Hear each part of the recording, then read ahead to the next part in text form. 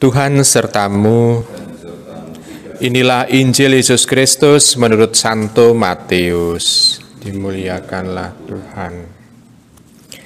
Dalam khotbah di bukit, Yesus berkata, "Kalian telah mendengar apa yang disabdakan kepada nenek moyang kita.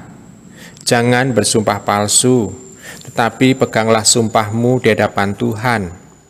Tetapi aku berkata kepadamu, jangan sekali-kali bersumpah, baik demi langit, karena langit itu tahta Allah, maupun demi bumi, karena bumi itu tumpuan kakinya, ataupun demi Yerusalem, karena Yerusalem itu kota Raja Agung.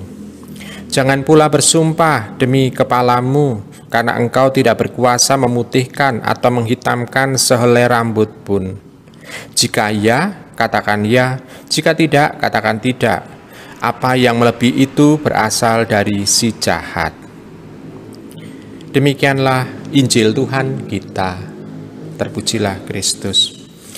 Ibu, Bapak, saudara-saudari yang terkasih dalam Yesus Tuhan, kalau kita bisa bertanya dalam diri kita masing-masing, berapa kali kita sudah membuat janji atau membuat sumpah kepada orang? Pasti lebih banyak sudah kita lakukan janji, tetapi lebih banyak melanggar janji itu atau melakukan janji itu, sumpah itu. Kalau kita jujur, kita pasti bisa mengatakan bahwa lebih banyak melanggar, seolah-olah kita membuat sumpah untuk dilanggar. Ibu, Bapak, saudara-saudari yang terkasih, Tuhan Yesus mengatakan, katakan ya. Kalau memang dalam hati mengatakan iya, katakan tidak. Kalau memang kita mau mengatakan kata tidak. Sebetulnya di sana mau diungkapkan bahwa untuk apa sih kita membuat sumpah? Sumpah hanya sekedar untuk meyakinkan orang yang kita ajak bicara supaya percaya dengan omongan kita. Itu alasan mengapa orang membuat sumpah. Nah, kalau demikian, yang terpenting dalam hidup ini bukanlah meyakinkan orang supaya orang itu percaya kepada omongan kita, tetapi yang terpenting adalah orang itu melihat bahwa apa yang sudah kita omongkan ini sesuai dengan hidup kita. Jadi apa yang kita omongkan sesuai dengan tindakan-tindakan kita. Dan ini selaras dengan perintah Tuhan yang mengatakan bahwa orang yang pantas mengikuti Tuhan adalah orang yang mengatakannya dan melakukannya itu selaras dengan kehendak Allah.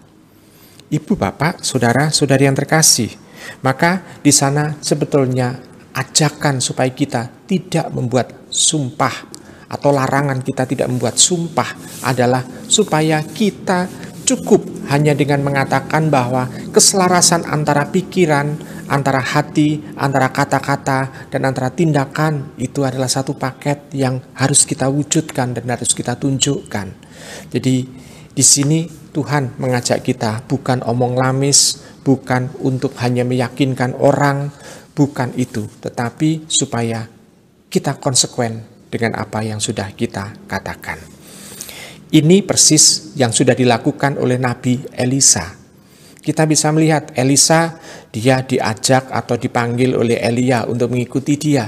Tapi dia mau pamitan dulu dan akhirnya dia mengikuti Elia. Dan dikatakan dalam bacaan pertama, dia menjadi pelayan Elia. Tetapi ternyata tidak hanya sekedar menjadi pelayan Elia, tetapi dia meneruskan karya Elia sebagai nabi. Setelah Elia itu selesai menjadi tugasnya sebagai seorang nabi, Elisa konsekuen dengan apa yang sudah dia katakan terhadap Elia. Dan ini adalah identitas orang-orang yang dipanggil oleh Tuhan. Dan kita semua adalah orang yang dipanggil oleh Tuhan. Kita harus konsekuen dengan apa yang sudah kita katakan.